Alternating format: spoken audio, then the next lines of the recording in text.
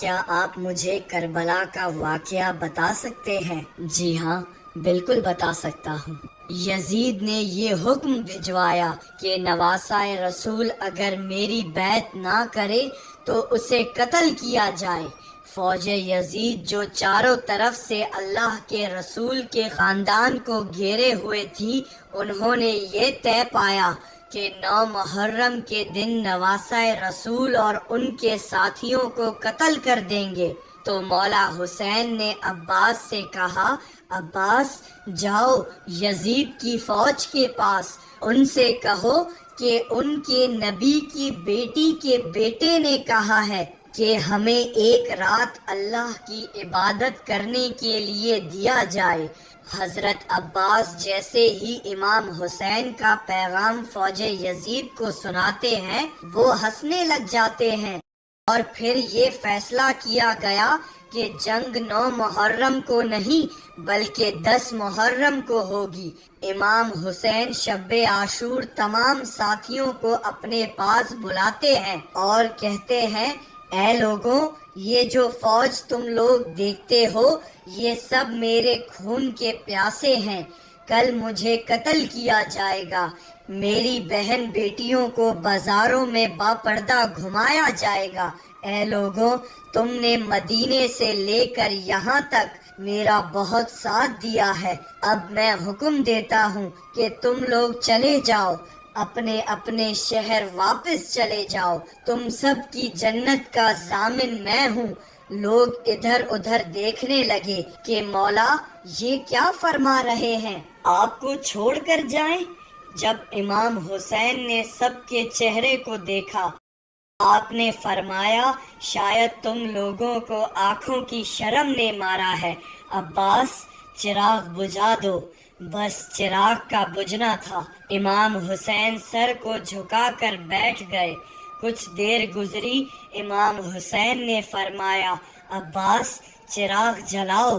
جیسے ہی چراغ جلے، امام حسین دیکھتے ہیں کہ ایک ایک مولا کا چاہنے والا اپنی تلواریں اپنی گردن پر رکھ کر کہتے ہیں، اے نواسۂ رسول، ان ظالموں کے بیچ آپ کو تنہا چھوڑ کر جائیں، آپ حکم کریں، ہم ابھی کے ابھی خود کو قتل کر دیتے ہیں۔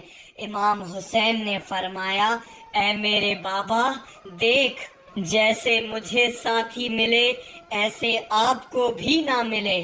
اے میرے بھائی حسن، دیکھ، جیسے مجھ کو ساتھی ملے ایسے آپ کو بھی نہ ملے۔ پھر آپ نے فرمایا، جاؤ اللہ کی عبادت میں مشغول ہو جاؤ، کل ہمیں اللہ کے دین پہ قربان ہونا ہے۔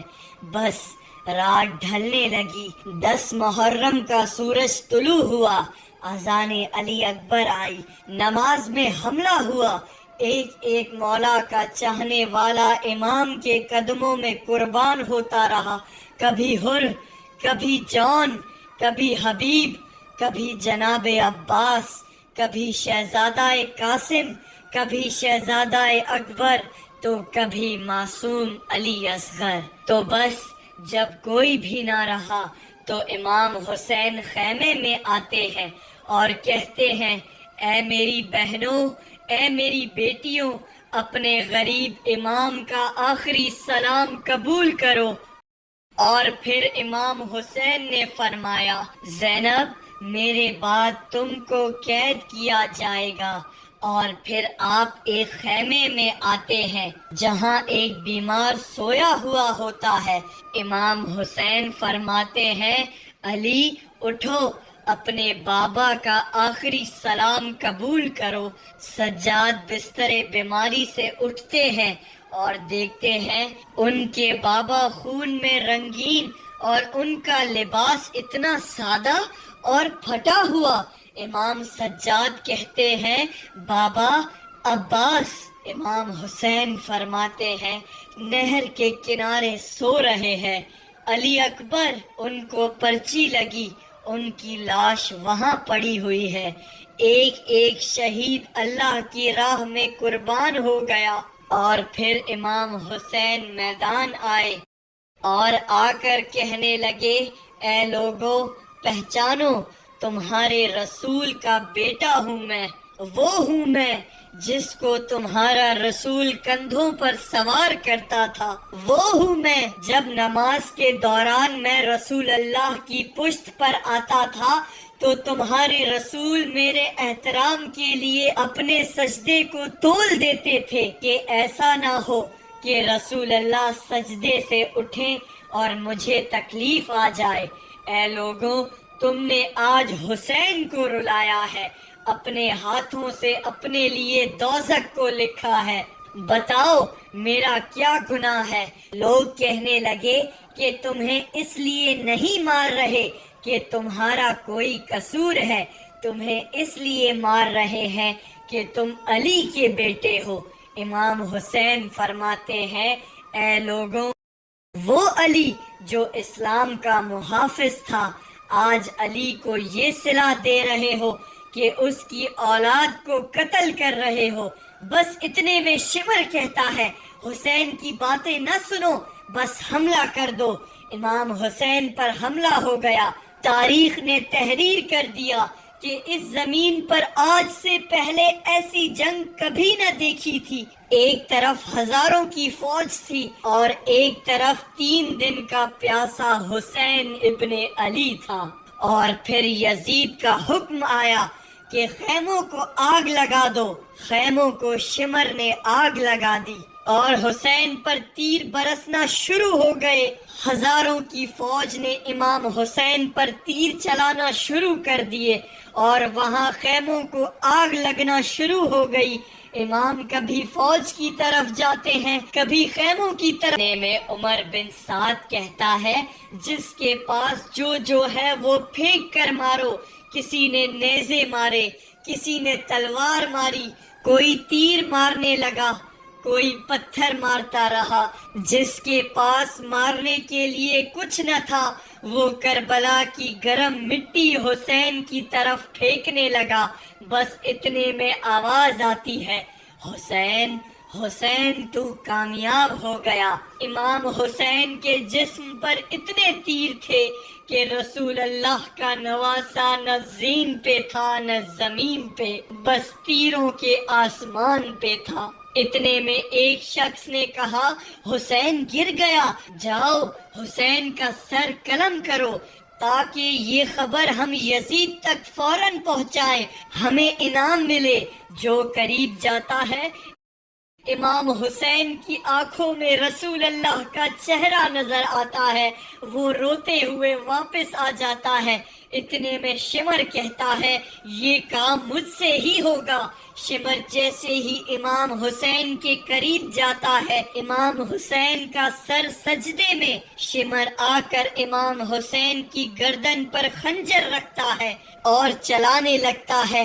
شمر دیکھتا ہے امام حسین کچھ پڑھ رہے ہیں، وہ ہنس ہنس کر سوچنے لگتا ہے، شاید حسین پچھتا رہے ہیں، قریب آ کر سنوں تو کیا کہتے ہیں، پھر جا کر یزید کو بتاؤں گا۔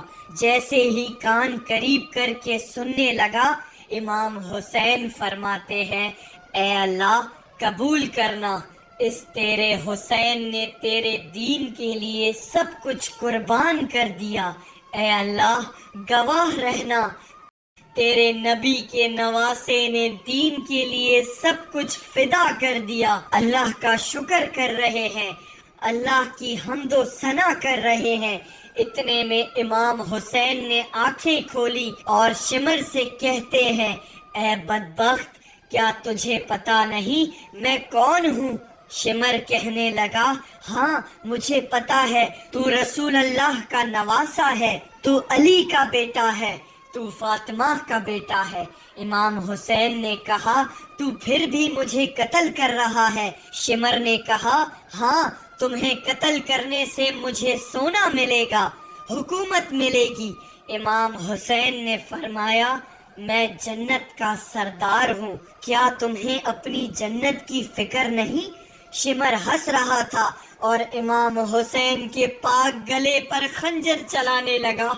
امام حسین اللہ کا ذکر کرتے رہے اور یوں نواسائے رسول کا سر تن سے جدا ہو گیا۔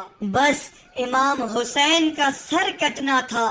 فوج یزید میں خوشیوں کا ماحول برپا ہو گیا، سب جھومنے لگے، ناچنے لگے، اور پھر یزید کا حکم آیا کہ سب لاشوں پر گھوڑے دوڑاؤ تاکہ دنیا کو معلوم ہو جو یزید کے سامنے آئے گا یزید اس کی بہن بیٹیوں کو بے پردہ کر دے گا اور ان کی لاشوں کو ایسا کر دے گا کہ کوئی انہیں پہچان نہ پائے گا۔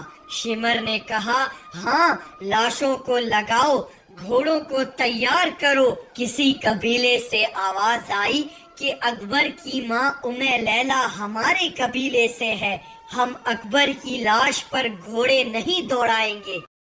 شمر نے کہا، ٹھیک ہے، اکبر کی لاش جدا کر دو۔ کسی نے کہا، جون ہمارے قبیلے سے ہے، کسی نے کہا اونو محمد ہمارے قبیلے سے ہے، کسی نے کہا ہر ہمارے قبیلے سے ہے، کسی نے کہا جناب عباس ہمارے قبیلے سے ہے، کسی نے کہا قاسم یمن کی شہزادی کا بیٹا ہے۔ کربلا کی تاریخ نے تحریر کر دیا کہ جتنے بھی شہید تھے ان کے لیے کوئی نہ کوئی کہنے لگا کہ اس کا تعلق ہمارے قبیلے سے ہے، بس ایک غریب ماں اور ایک غریب باپ کا بیٹا حسین زمین کربلا پر پڑا رہا۔ کسی نے یہ نہ کہا کہ یہ ہمارے رسول کا نواسا ہے، یہ ہمارے رسول کی بیٹی کا بیٹا ہے، یہ علی مرتضیٰ کا بیٹا ہے۔ شمر نے کہا، بس لاوارثوں کی طرح حسین کی لاش پڑی ہوئی ہے، وہ جو پامال کرنے کے لیے گھوڑے تیار کیے گئے تھے، بلاؤ سب کو۔ گھوڑے تیار ہوتے ہیں، گھوڑے دوڑتے ہیں، گھوڑے کبھی مشرق سے مغرب کو جاتے ہیں، کبھی مغرب سے مشرق کو جاتے ہیں۔ امام حسین کی لاش پامال ہوتی رہی، امام حسین کی بائیں پسلیاں دائیں پسلیوں کی طرف اور دائیں پسلیاں بائیں پسلیوں کی طرف۔ وہاں نواسہ رسول کی لاش پامال ہو رہی ہے، وہاں فوج یزید جھوم رہی ہے، وہاں رسول اللہ کی بیٹیاں رو رہی ہیں، یہاں فوج یزید خوشیاں منا رہی ہے۔ بس اتنی دیر میں اندھیرا چھا گیا۔ 61 ہجری کا وہ 10 محرم واحد دن تھا جس پہ اندھیرا وقت سے پہلے ہو گیا۔ سلام، سلام ہے نواسائے رسول امام حسین پر۔